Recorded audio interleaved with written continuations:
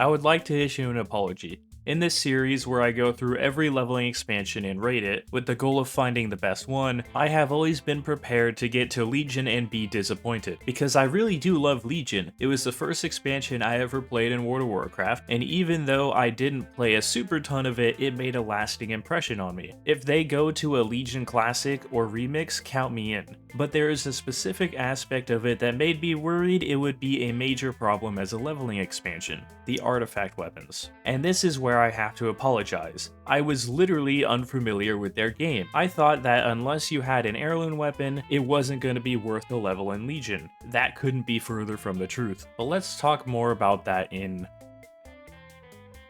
I am very glad that I did not do Legion early on in this adventure of testing each expansion, because it would have set the bar way too high. This may be some nostalgia speaking, but I had an absolute blast. Heck, I forgot to even record what I was supposed to as background footage. Each time I logged on, it was straight down to business. I kept saying, I'll get footage in a little bit. Then I would get completely lost in the game, and by the time I was logging off, I realized my mistake. Perhaps there was something about the big zones that makes it all flow so well. In total, I used 3 zones and dipped my toes in a 4th. They really packed these places full. Not just with quests either. Similar to Warlords of Draenor, Legion has plenty of bonus objectives you can do, but it takes them to another level. Oftentimes, the bonus objectives will appear in areas you're already doing quests in, making them feel like actual bonuses. Some of them are a bit out of the way and not connected, yes, but those are the outlier, not the rule. Speaking of an outlier, Legion handles weapons completely different compared to every other expansion. During the actual expansion, you would get an artifact weapon that made you stronger with these little sockets. Back then, they would give extra talents or abilities. You know, the actually good version of borrowed power. A lot of these gems were turned into talents we have today. But for our purposes, it gives our weapons item levels. It directly boosts their power. I thought that you'd be stuck at whatever item level you gain the weapon at. But these gems do boost the item level, which is very, very nice. You can find these gems at the end of quest chains, both main story and side quests. It's a wonderful way to make sure you get guaranteed weapon upgrades. Overall, it is the cherry on top of the reward system in general. If you want a leveling expansion that showers you in gear from quests, this is it. I'll talk more about the gearing later, just know that the quest rewards are great. But how about the quests themselves? Blizzard clearly went all out for Legion. Yes, there are obviously normal stuff like collect X item drops, but as a whole they got pretty creative with the quests in Legion. There's one where you kick fish into a river to save them, there's another where you play as an overpowered mage retelling the story of how he saved you, there's even a quest that has you draw sigils by walking in circles to deceive an academy into gaining access to an important room. The Broken Isles have character. It is one of the strongest parts of Legion. There are 6 zones to level in, and each one is completely unique from their peers. They are all collectively the biggest zones ever created in World of Warcraft. Each one has so much to do in it. Take High Mountain for example. You have the central city, and everything surrounding it is a different area that creates layers upon the previous one. There is a river with a small cave system next to it, and next to that river is a village with a bigger cave system in it, and above all that is the mountainside that has a huge cave system in it, so big that Deathwing called it home for hundreds of years. All of that is just in this part of the zone. Yes, other zones from previous expansions come close to the Legion ones, but those are also designed with having to fit both Horde and Alliance sides of the quests. Legion was interconnected for the most part. You follow the same paths outside of places like Stormheim, but do these giant zones affect how fast you level? Not really. It definitely affects your perception. You can feel like you are leveling even faster. For me, it took about 10 hours to get from level 10 to 70. This is without doing any dungeons, mind you. A fair few of the quests want you to go into these dungeons, so I missed out on some pretty good XP. I'd say it's reasonable that if you did these dungeon quests, you would get it down to about 9 hours, at least 9.5. I love the variety of the quests. I love the zones they inhabit. As for the negatives, While the artifact weapon system isn't what I thought it would be, aka a hindrance, it does put some things in a weird spot. For example, I played as a warlock, so my weapon was both a main hand and an offhand. They can't function separately, so I'm going to have to hold off on replacing them until I can replace both at the same time, whether that be with a staff or not. I do have to acknowledge that it probably isn't the best beginner expansion. If you're just starting out, perhaps try something else. A lot of Legion is fan service, a culmination of the entire Burning Legion storyline. I have multiple examples of friends leveling through Legion as their first expansion and saying they weren't a fan of it, so that's gonna keep it from being a perfect score, but I am giving Legion questing a 9 out of 10. I'm a huge fan of it. The structure, the rewards, the zones, it all lines up perfectly for what I'm looking for in a leveling expansion. It does suffer in the player choice category. There are only 6 zones after all, and 2 of them you can't even enter until level 45. That also means its replayability is lowered, hence a point off the score, but those negatives are minor. You can still do the 4 main zones in any order, so it's not like player choice doesn't exist. But what about the dungeons? What can you expect if you choose to do those?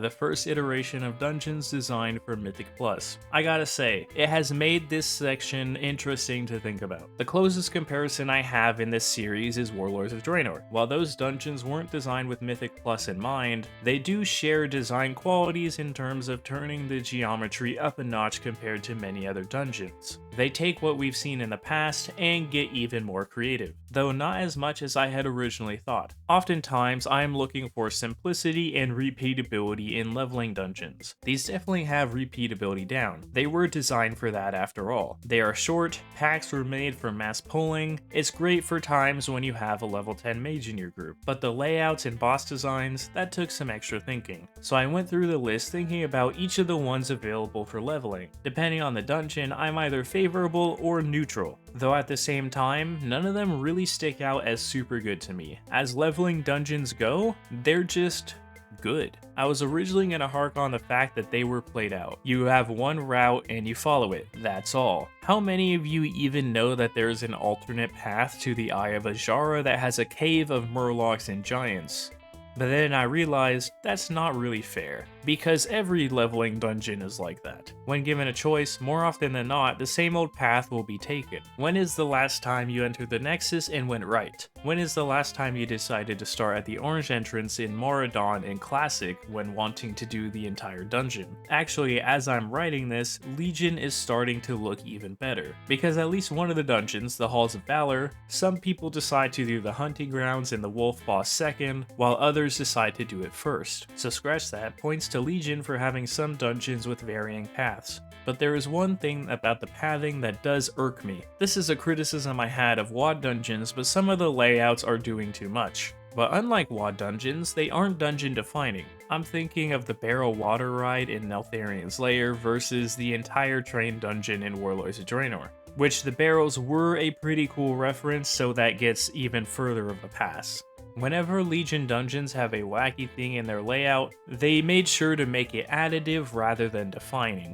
The Rainbow Bridge in the Halls of Valor, the elevators in the Vault of Wardens, the water drops in Neltharian's Lair. While not all of these were 100% great additions, they were world building. The vault felt like a high security prison with its layout, for example. Not to mention, it's taken directly from the Demon Hunter storyline and connects both of those. Overall, with nothing bad and nothing superstar, I'm gonna have to give Dungeons an 8 out of 10. It could be a 7, I heavily considered that, but I enjoy them, and there aren't any real stinkers out there. Nothing deserving of a 9, but nothing really bringing the score down. Speaking of score, there is a particular score that Legion has done really well in. Like, really well. And that's the gear score.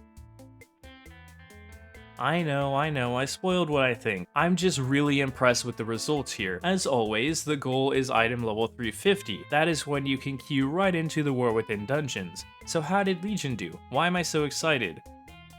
Yeah, that's just from questing. Item level 342. I had 15 out of 16 pieces above 300. I'm not even sure replacing my 282 gloves will get me to the 350. That's how good my gear was across the board. This is by far the closest I've ever gotten to that goal, a stone's throw away. This is the real reason I am apologizing to Legion. I fully expected to rag on it during this section. I prepared a whole speech in my head and everything. I was gonna call this an issue, the worst for gearing, and I gotta say, I'm very glad that I'm wrong. Once I noticed this, it was all good vibes from there. I even got a 26 slot bag and 6,000 gold, but those are just icing on the cake. A big old 15 layered cake of goodness. I hope this is good omens for the next expansions coming up. The gearing from questing in Legion was near perfect. Every quest line gave multiple pieces, the choices were dynamic, the weapon leveling was great. I'm gonna have to dock it for the weird situation that it puts replacing the weapons in, but even then, it's not big enough to stop it from being another 9 out of 10. I've already said that a 10 out of 10 would be hitting the 350 mark. Well, this is only 8 points off that. What a showing for Legion. I don't really have that many comments to give. It's all just good. Good items, good gold, a free bag you won't really have to replace. This is a 5 big booms kind of video. I have not physically gotten excited for how well an expansion has done before, but dang has Legion gone and done it. You guys probably already know where I'm going with this, but let's talk about the... I'm just gonna say it, I'm afraid for the expansions that have to follow this performance. Legion has raised the bar in a way I didn't think it would. It has started the second half of the videos off with a bang. The zones are wonderful, they have character, depth, literally in some cases, and are overall glowing with quality. Legion was a love letter to the community, a culmination of years of World of Warcraft. You can tell they put as much love into these zones and quests as they could. The dungeons were on the experimental side, yes, at the same time, WoW needed innovation with its endgame. Did it land? Yes. Was it perfect? No. But it was good. With questing this amazing, good is sometimes all you really need. Just don't suck, as they say. And Legion does the exact opposite, which is weird because something that sucks is bad, but if something blows, it is also bad. So, Legion breathes? I don't know, but I do know that Legion is a 9 out of 10 overall. It is really, really good where it matters and decent where it doesn't. The worst thing that I can say about it is that it is not the best expansion for a beginner, but it wasn't trying to be. It's a love letter, an end cap, a grand finale.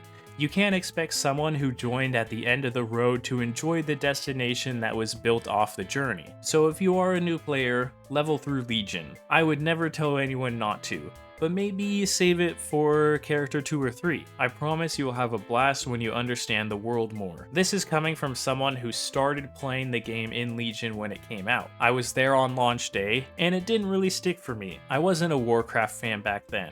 But I am a huge Warcraft fan now, and it is so sweet. You know what else is sweet? Hitting that like button. If you enjoy content like this, also hit that subscribe button. And we have more expansions to level through for the big video, so stay tuned for that. My name has been Kale. Have a wonderful journey.